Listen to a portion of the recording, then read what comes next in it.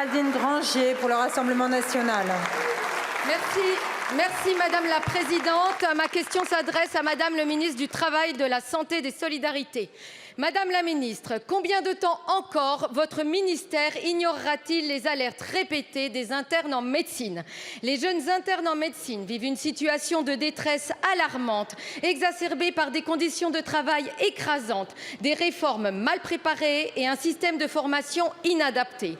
Plus de 68% des internes souffrent d'un symptôme d'anxiété et 45% de dépression. Ces chiffres illustrent une crise qui affecte à la fois leur santé mentale et la qualité des soins qu'ils prodiguent.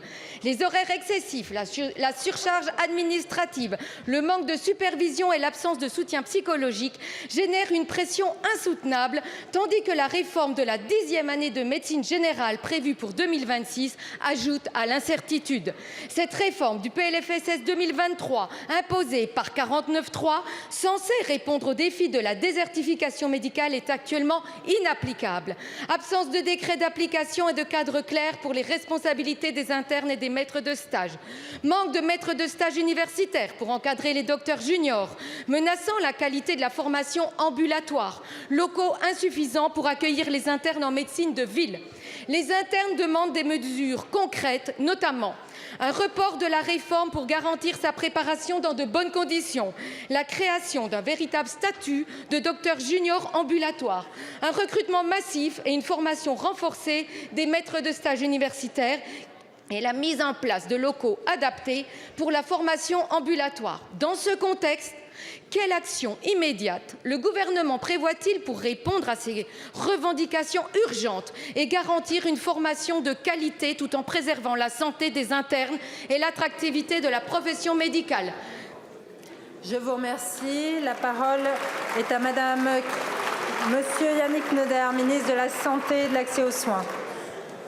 Madame la Présidente, Madame la députée Granger, vous posez beaucoup de questions en une seule concernant les internes. Tout d'abord, la première sur la qualité de vie au travail des soignants en général et particulièrement des internes est au cœur de nos préoccupations avec Catherine Vautrin, puisque nous avons relancé le process de lutte contre les violences sexistes et sexuelles, premier point. Ensuite, concernant la question précise, concernant la 4e année de médecine, oui, je vous confirme qu'effectivement, il y a eu un certain délai qui n'est pas forcément acceptable vis-à-vis des internes. Mais je redis aussi que nous ne sommes pas complètement irresponsables vis-à-vis de la situation et que la censure récente et le fait d'être le 4e ministre de la Santé en 2024 n'a pas favorisé la prise en charge. Cependant, avec Catherine Vautrin, nous sommes totalement mobilisés pour prendre tout l'aspect réglementaire, pour pouvoir organiser cette 10e année pour les docteurs juniors. 3700 jeunes médecins vont pouvoir venir s'installer sur nos territoires.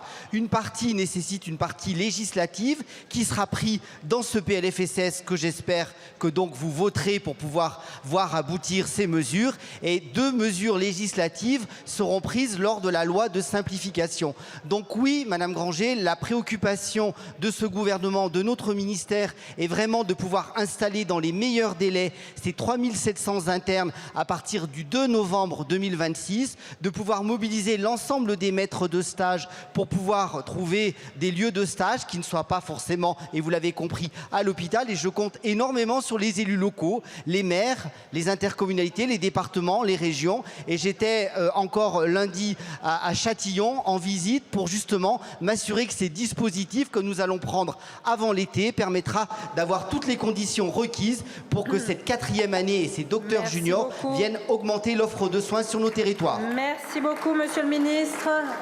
Madame la députée. Monsieur le ministre, les élèves internes font grève demain. Recevez-les.